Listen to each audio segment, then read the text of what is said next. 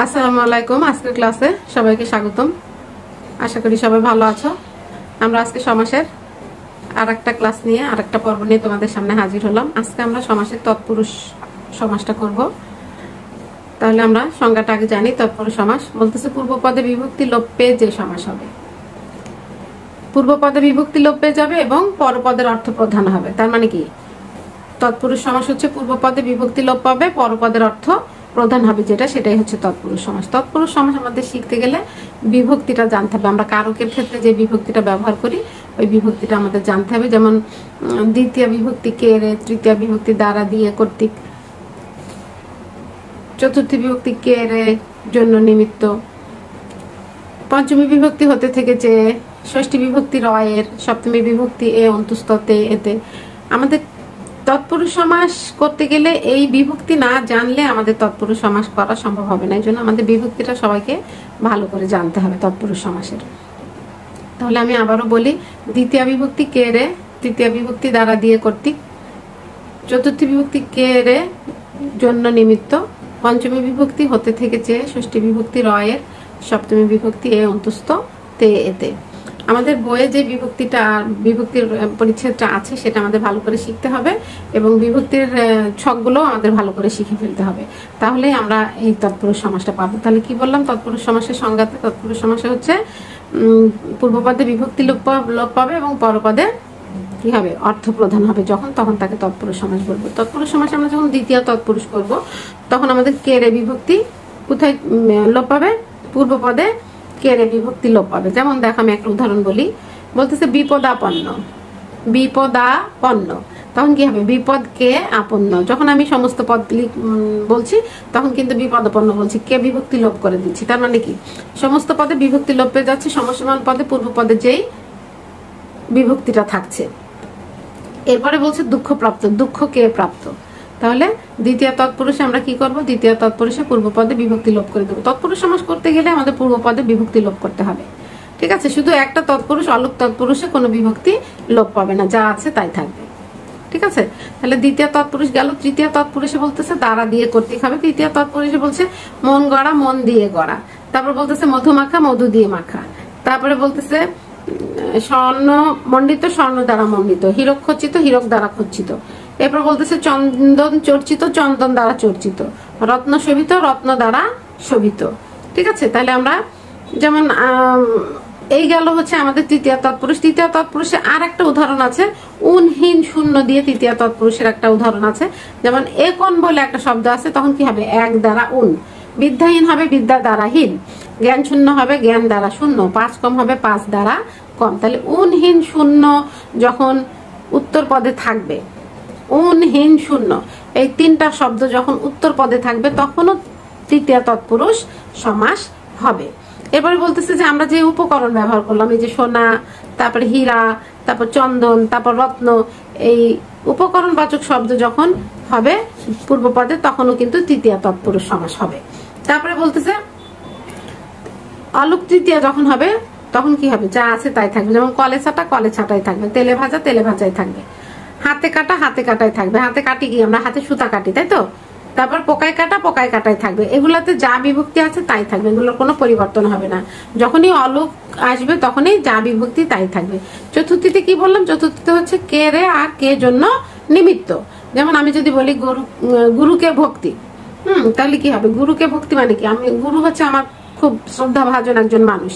তারপরে যেটা হচ্ছে যেমন এতিমখানা, এতিমের জন্য খানা। হজ যাত্রা, হজের জন্য যাত্রা। হ্যাঁ, বালিকা বিদ্যালয়, বালিকাদের জন্য বিদ্যালয়। এগুলো কি একটা উদ্দেশ্য বা একটা নিমিত্তে তৈরি করা হয়েছে বা একটা ভালো কাজ। এগুলা, এই ধরনের কাজগুলো যখন বোঝাবে তখন কি হবে, চতুর্থী তৎপুরুষ সমাস হবে। চতুর্থী তৎপুরুষের বিভক্তি কি, কে জন্য নিমিত্ত, কে রে তারপর জন্য নিমিত্ত। যেমন আমি যদি বলি ডাক মাসুল, ডাকের জন্য মাসুল। যদি বলি শিশু মঙ্গল, শিশুদের জন্য মঙ্গল। মুসাফির খানা, মুসাফিরদের জন্য খানা। ঠিক আছে, পাগলা গারদ, পাগলদের জন্য গারদ। এগুলো হচ্ছে সব চতুর্থী তৎপুরুষ হবে। চতুর্থী তৎপুরুষে কি হবে, মানে দান অর্থে বা ভক্তি অর্থে বা শ্রদ্ধা অর্থে চতুর্থী তৎপুরুষ গুলো হবে। কিন্তু দ্বিতীয় তৎপুরুষ গুলো কিন্তু কেরে হবে, কিন্তু ওটা সাধারণ অর্থে, যেমন রথ দেখা, রথকে দেখা, দুঃখপ্রাপ্ত দুঃখকে প্রাপ্ত, বিপদাপন্ন বিপদকে আপন্ন, এগুলো দ্বিতীয় তৎপুরুষের ক্ষেত্রে সাধারণ যেটা সেটা হবে। আর চতুর্থ তৎপুরুষের ক্ষেত্রে কি হবে, ভক্তি থাকবে, দান অর্থ, শ্রদ্ধা, এই ধরনের অর্থগুলো চতুর্থ তৎপুরুষের। দুইটারই তো তোমার একই বিভক্তি যুক্ত হচ্ছে কেরে, কিন্তু মিনিং কিন্তু আলাদা। এবার বলতে পঞ্চমী হচ্ছে হতে থেকেছে, যেমন আমি বলতেছি খাঁচা ছাড়া, খাঁচা থেকে ছাড়া, বিলেত ফেরত, বিলেত থেকে ফেরত, তাহলে উদ্দেশ্য বুঝাবে যখন, তখন হবে চতুর্থী। ওই যে কে জন্য নিমিত্ত, উদ্দেশ্য যখন, কোন উদ্দেশ্য যখন বুঝাবে তখন চতুর্থী হবে। আর পঞ্চমী হচ্ছে পঞ্চমী বিভক্তির লোপ পাবে কোন পদে, পূর্ব পদে। পঞ্চমী বিভক্তিগুলো কি হতে থেকেছে, যেমন আমি যদি বলি স্কুল পালানো, স্কুল থেকে পালানো, জেল মুক্ত, জেল থেকে মুক্ত, আগা গোড়া, আগা থেকে গোড়া, ঋণ মুক্ত, ঋণ থেকে মুক্ত, বোটা খসা, বোটা থেকে খসা, জেল খালাস, জেল থেকে খালাস, এরকম। মানে সাধারণত চ্যুত, আগত, ভীত, গৃহীত, জাত, দূরীভূত, উত্তীর্ণ, তারপর পলানো, ভ্রষ্ট হওয়া, এগুলো যখন পরপদে থাকবে, মানে আমি ভয় পাচ্ছি, হ্যাঁ, কোনো জায়গা থেকে জিনিস আসছে, হ্যাঁ, বিরত হচ্ছে, তারপরে হচ্ছে উত্তীর্ণ হচ্ছে, পলায়ন করছে, এই ধরনের শব্দগুলোর অর্থ যখন পরপদে থাকবে তখন সেটা কি হবে, পঞ্চমী তৎপুরুষ হবে।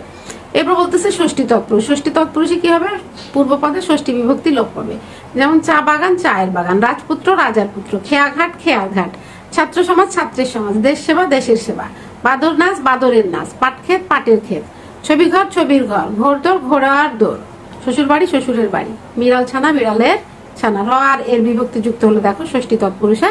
তাহলে ষষ্ঠী তৎপুরুষ গেল, এরপরে আমরা যাই হচ্ছে সপ্তমী তৎপুরুষে। ষষ্ঠী তৎপুরুষের আর একটা গুরুত্বপূর্ণ বিষয় বলি আমি, ষষ্ঠী তৎপুরুষে অলুক ষষ্ঠী হয় অনেক সময়, যেমন ভ্রাতুষ্পুত্র আমরা কি বলি, ভ্রাতুষ্পুত্র হচ্ছে ভ্রাতার পুত্র, মানে ভাইয়ের ছেলে হচ্ছে ভ্রাতুষ্পুত্র।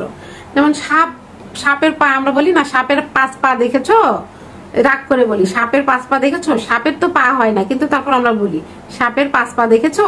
এই যে সাপের সাথে কিন্তু আমরা র ব্যবহারই করি, মামার বাড়ি যাব, মামার বাড়ি যাব, মামারের সাথে র বিভক্তি যুক্ত করি। আবার বলি ওই ছেলেটা মাটির মানুষ, এই ছেলেটার স্বভাব দেখে আমরা কি বলতেছি, মাটির মানুষ। আবার বলি ঘোড়ার ডিম, এগুলো হচ্ছে স্বভাবতই যুক্ত হয়। ষষ্ঠীতে, অলক ষষ্ঠীতে কি হয়, র বিভক্তিটা স্বভাবতই যুক্ত হয়, ঠিক আছে।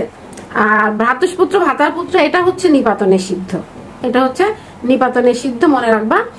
সপ্তমী তৎপুরুষে কি বলতেছে, এ অন্তস্থ তে এতে যুক্ত হবে। যেমন আমি যদি বলি গোলা ভরা, গোলায় ভরা, তালকানা, তালে কানা। এরপর বলতেছে বিশ্ববিখ্যাত, বিশ্বে বিখ্যাত, ভোজন পটু, ভোজনে পটু, দানবীর, দানে বীর। তার মানে কি আমরা এ অন্তস্থ তে এতে এ ব্যবহার করছি, অন্তস্থ ব্যবহার করতেছি, এগুলো ব্যবহার করতেছি। যেমন বস্তা পচা, বস্তায় পচা, রাত কানা, রাতে কানা, মন মরা, মনে মরা। তাহলে আমরা যখন এ অন্তস্থ তে এতে পূর্ব পদে বিভক্তি যুক্ত করে পরপদে যে এটা লোপ করে ফেলবো, তখনই সেটা কি হবে, সপ্তমী তৎপুরুষ সমাস হবে। এছাড়াও আমাদের আরো কিছু তৎপুরুষ সমাস আছে, সেটা নিয়ে আমি তোমাদের সঙ্গে আরেকদিন আরেকটা ছোট্ট করে ক্লাস করে দিব। তাহলে আজকে এই পর্যন্তই। সবাইকে আমার ক্লাসটা দেখার জন্য অসংখ্য ধন্যবাদ। আশা করি সবাই বুঝতে পারতেছো। কোনো সমস্যা হলে, বুঝতে না পারলে আমাকে কমেন্টে জানাবা, আমি তোমাদেরকে আবার বুঝিয়ে দেওয়ার চেষ্টা করবো। তাহলে আজকে এই পর্যন্ত, সবাইকে অসংখ্য ধন্যবাদ।